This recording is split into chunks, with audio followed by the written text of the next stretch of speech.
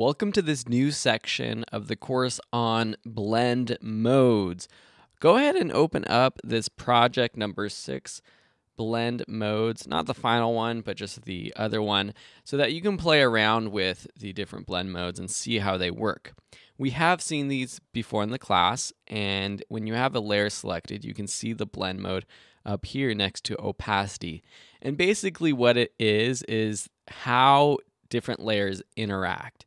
So it's going to basically make the top layer interact with whatever's beneath it, or whatever layer you choose to change the blend mode to, it will interact with whatever's beneath it. So we have these different layers. You can see we have water texture. Let's leave this water texture on, and then also our woman jumping.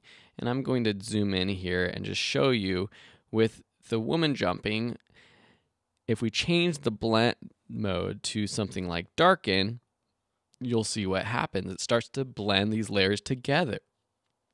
Now, these blend modes are organized into different categories, and you can hover over these blend modes when you open up that menu, and it will give you a preview of what it's going to look like.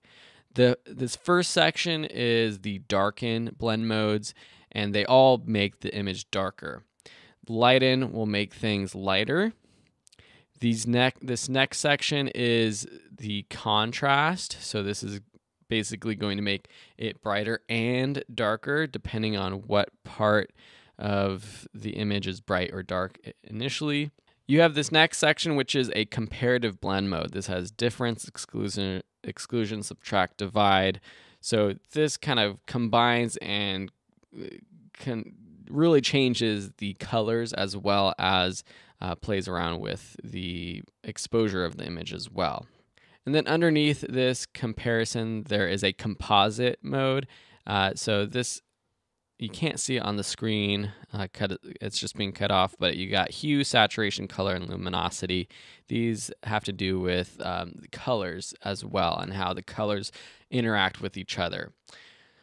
Another way to scroll through these, which I kind of like doing, is if you have a layer selected and you press the Shift button on your keyboard and then the plus or minus buttons, which are on my keyboard next to the delete key, should be to the right of the number 0 on your keyboard, you can kind of just scroll through and see what this looks like.